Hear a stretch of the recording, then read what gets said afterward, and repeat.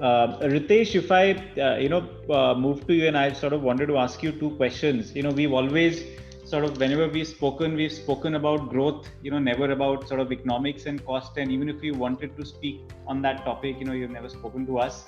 But anyway, so my question is, do you think this crisis will sort of at least push some more focus around unit economics, at least, and because the focus has mostly been growth over the last couple of years, and especially in sectors like hospitality, etc., where there's a lot of on-ground operation, etc. How will the focus on cost, how important will this become across companies? And the second is, are you seeing any new business models and emerging opportunities from this crisis, and not just from a travel hospitality space, but also across, where some new underlying macro shifts that will lead to sort of new business model opportunities in the sector? Sure. Look, first off, I think hospitality and travel as an industry fundamentally is known to have relatively stronger unit economics, primarily because the delivery costs don't remain. So you don't have a requirement of a large logistic operations, you don't have the warehouse costs and so on. So you're essentially an enabler of transaction for consumer and partner. And then in companies like ours, we take a further responsibility of ensuring that we go deeper in the supply, repair it in order to ensure that our consumers get the kind of experience that they would like in the price point and the experience that we like across to our users. So the unit economics at the margin level kept right. There is a deeper question also in terms of operating expenses and operating leverage in companies such as ours, and probably across every reasonably large scale businesses. So I will break my answer down into three parts. The first bit is to talk about how do we think about cost structures in general. I think consistently most entrepreneurs I'm speaking to, right from businesses which are large airline operator to young new age companies, I think there is a zero-based thinking that's coming across all the businesses to sort of say that how do I design my cost structure to be more variable than that of fixed in terms of system. And we are of course no exception in that. I think the second bit is to sort of be able to look at further all the savings that come, take a large part of the saving and actually invest it back for the consumer and the partner. Because in today's world, remember that there is a high level of anxiousness across all the players in the supply chain. The consumers are worried and the partners are worried.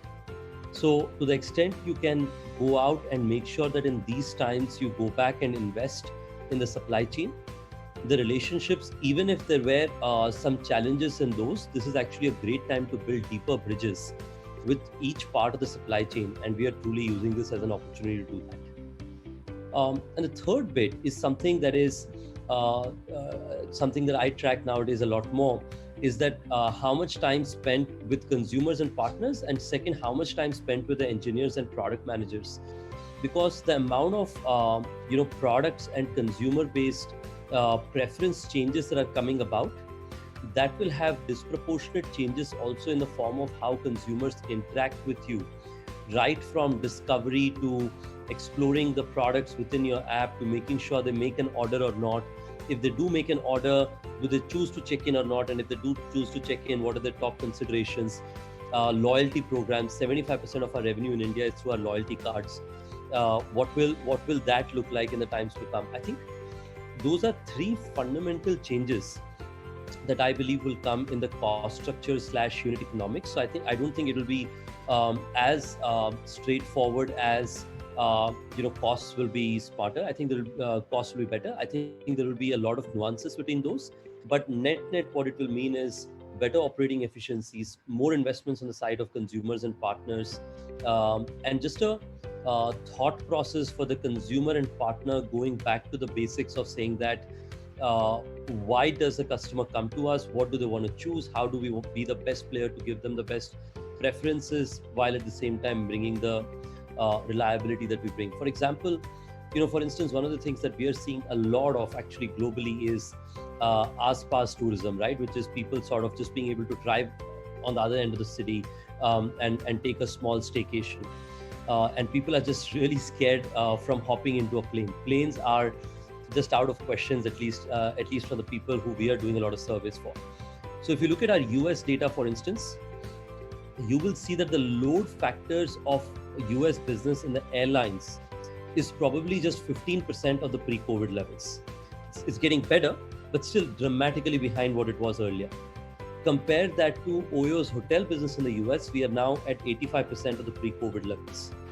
The reason is biggest customer base for us are the truckers, are the pharmaceutical salespeople, the pharma reps, and folks like those who are basically the heart of the economy, who need to travel no matter what, and they don't need the airlines to be able to get from one place to another.